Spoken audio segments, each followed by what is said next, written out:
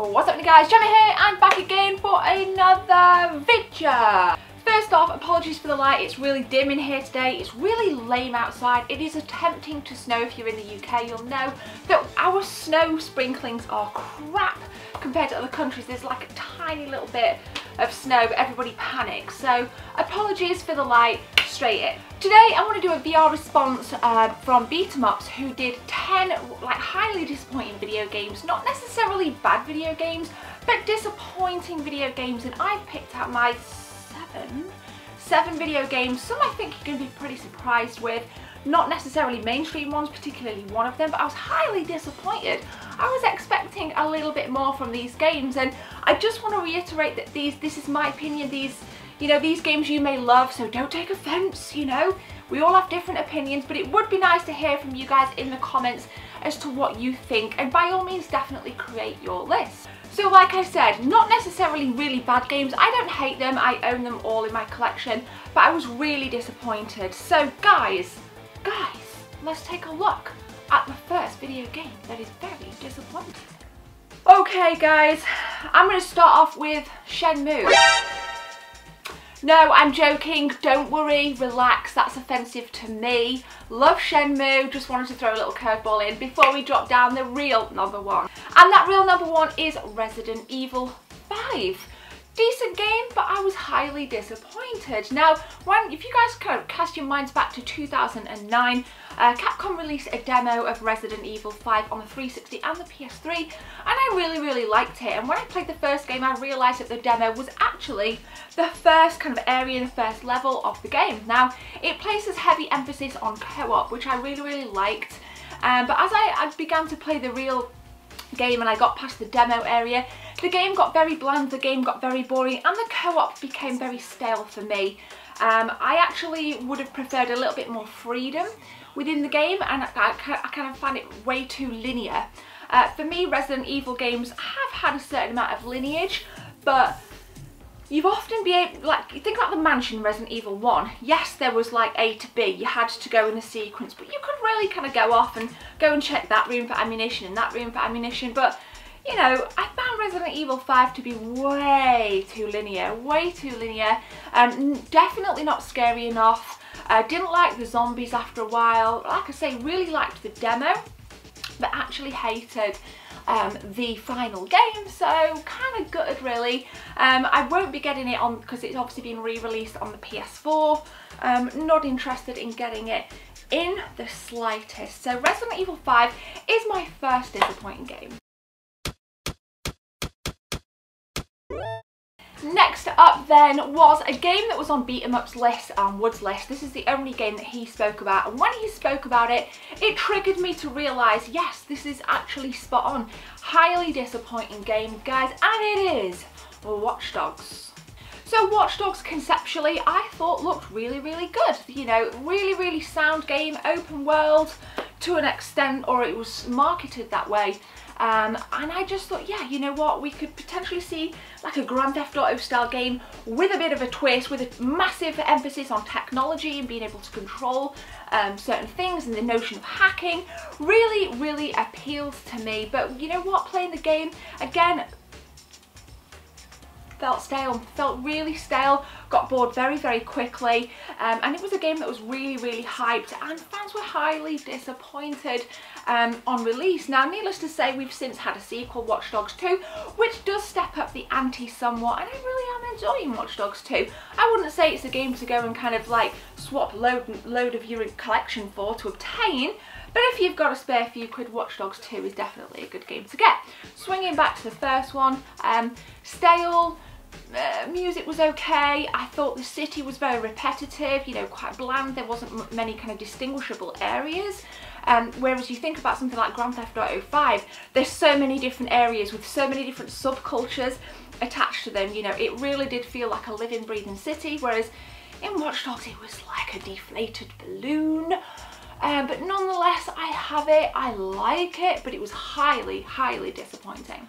My third disappointing game is an RPG, a genre that is heavily close to my heart, particularly Western RPGs. over the JRPGs, and I've spoken about it before. You may have guessed it if you're familiar with me and my channel and my taste in games. Guys, I was devastated with Lords of the Fallen. So graphically this game is good, the soundtrack is fab. When I traded the game I actually kept the soundtrack that you got in with the standard edition. However, I found it ridiculously difficult. I found it needlessly difficult. I found the kind of combat system again to be really kind of boring and bland, and places lots of kind of resemblances on the Soul series. Obviously it's been compared to the Soul series very heavily. The Dark Souls series, if you're familiar with that, you could probably picture what you're kind of in for in terms of environment and vibes of Lords of the Fallen. However, again, too stale. It didn't keep my attention.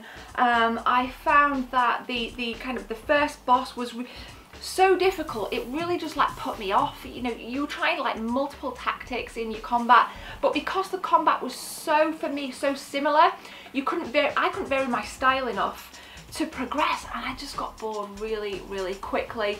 A couple of you guys, when I've spoken about this in the past, have completely agreed. A couple of you guys like it, and that is fine. It is a decent game. There's lots of pros to it, but for me the cons definitely outweigh the pros. Thankfully I only paid £25 for it, but now it is gone. I traded it a while ago.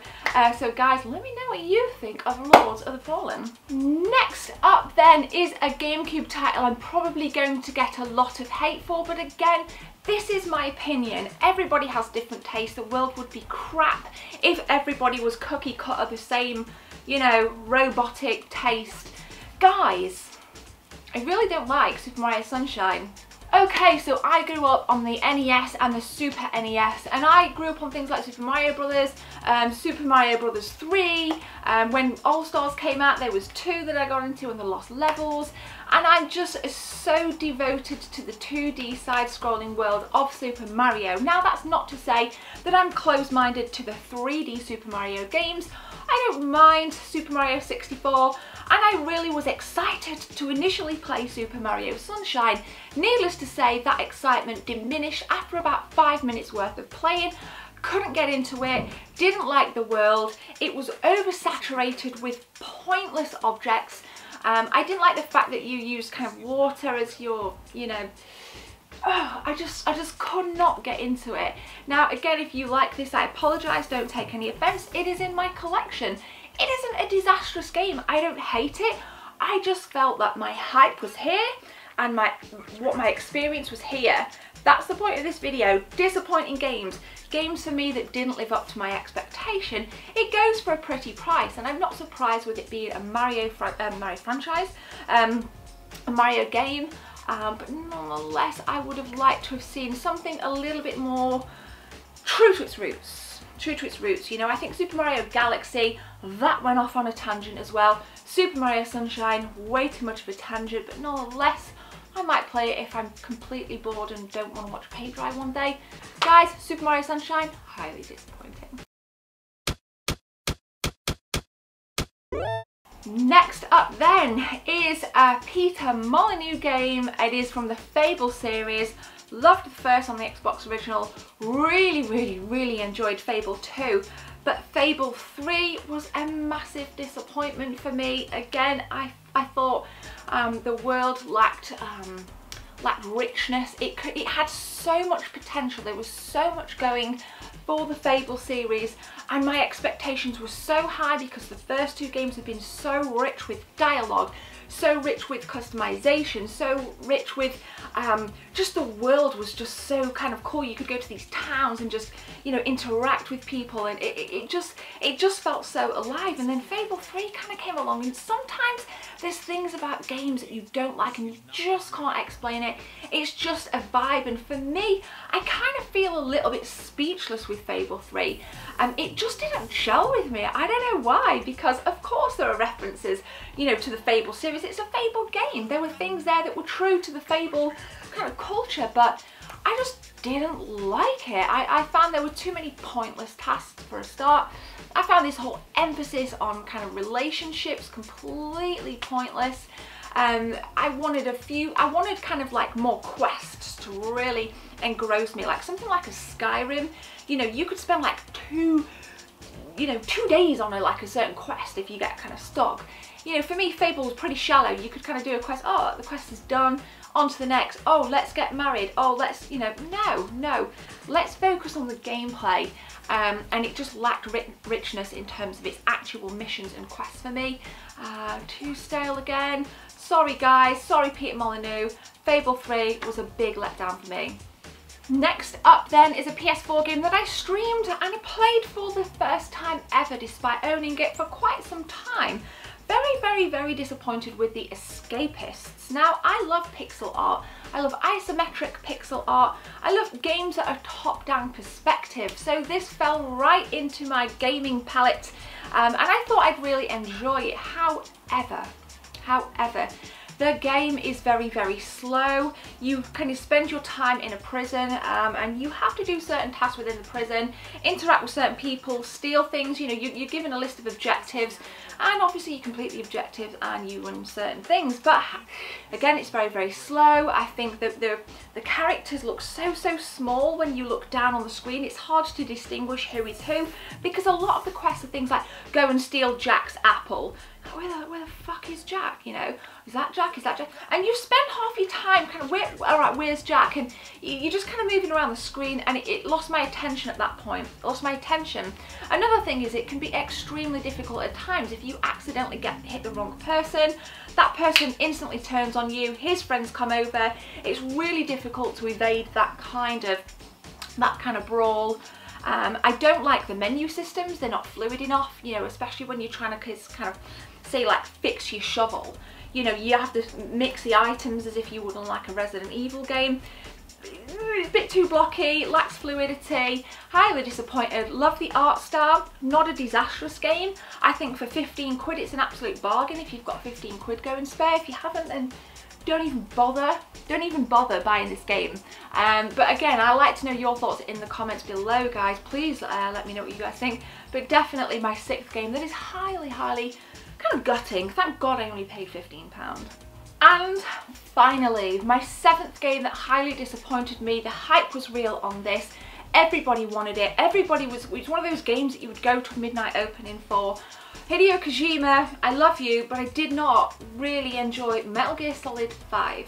Initially and conceptually, I thought this game looked great. The hype was real. They've released the Ground Zeroes kind of demo, which really did, you know, saturate that kind of thirst for the Metal Gear Solid franchise to be revamped. Now, what did I not like about it? Again, very repetitive. I thought the story was just kind of like you were just waiting for the next big thing to happen constantly.